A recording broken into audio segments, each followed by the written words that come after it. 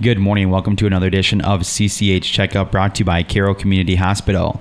Today we have joining us talking about suicide prevention, and the topic of suicide. We have Seth Geister, who is Family Services Clinician, and Susan Holder, who is Director of Marketing and Training, both of them from Tuscola Behavioral Health. Good morning, and thank you for joining us this morning. Good morning. Good morning. Thank you. And thank you for joining me. And just wanted to start right off. How prevalent is suicide? How big of an issue is it in our nation? Well, we want to say it's real, it happens, and it can be prevented. And that's why Seth and I are here today from Tuscola Behavioral Health Systems to let the listeners know the resources and what we at TBHS can do for individuals. Well, the statistics from the American Foundation for Suicide Prevention indicates that about every 13 minutes someone completes suicide. And about 22% of those are veterans of war.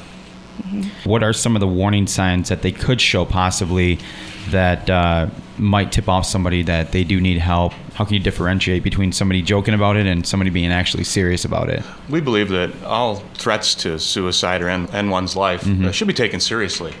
If you observe someone talking about wanting to die or to kill themselves, or looking for a way, such as searching online, buying a gun, etc., someone feeling hopeless or having no reason to live, talking about feeling trapped or having unbearable pain, maybe about being a burden to others, maybe saying, my life's not worth it, or no one cares about me. Isolation would be another indicator. Any use of substances that increase sharply might be considered a warning sign as well.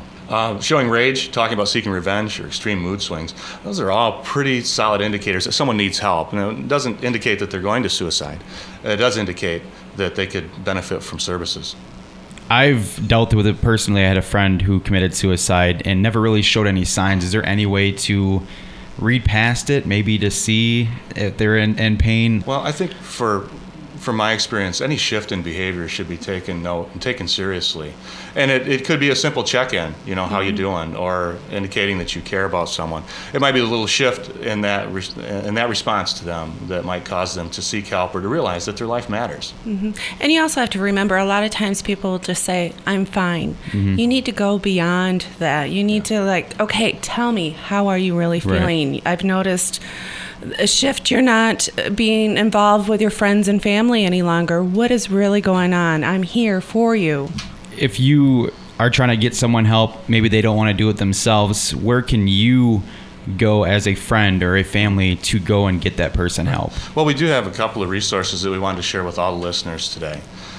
First would be calling Tuscola Behavioral Health Systems at 989-673-6191 or 800-462-6814. We're available 24/7, and you need not be open to services to access services. So those are always there. And even if services wouldn't be available through us directly, we could turn you in the right direction to find those services available. Mm-hmm. And there's also the National Suicide Prevention Hotline, and that's 800-273-TALK or 8255, and someone can also call 911. Yes. Or if they want additional resources, they always can call 211. But if somebody is in immediate crisis, they either need to call 911 or TBHS. And sometimes really it's just letting the friend know, family member know, hey, I'll sit down and make the phone call with you. Let's do it together. Yeah. And even if someone was calling about someone else they cared about or someone they loved, our respondents would be able to kind of give them some coaching tips as how they could respond as a support. Is there anything else you guys would like to add that maybe I didn't touch on? Well, one thing I wanted to add, which is kind of an indicator, is, although most people that are depressed aren't necessarily suicidal, but most people who are suicidal are depressed. So depression is maybe one of the biggest indicators that you would see some of those shifts in behaviors from the warning signs mentioned earlier, and that's an important key.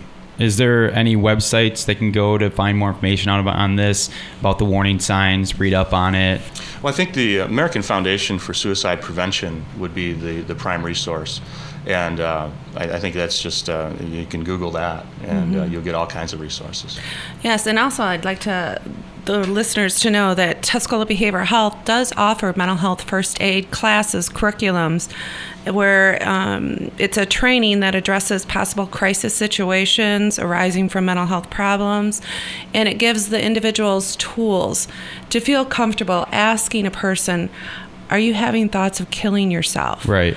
It's very interactive. There's an adult version, there's a youth version, law enforcement version, and veterans soon as well. And those are free. All right. Well, I want to thank you, Susan and Seth, for joining us today, talking about suicide and getting us up to date. Both of you at the Tuscola Behavioral Health. So again, if anybody out there is suffering from this, knows anybody, definitely seek help right away. You could save a life. And again, want to thank you two for joining me this morning. And tune in next week for your next edition of CCH Checkup, brought to you by Carroll Community Hospital.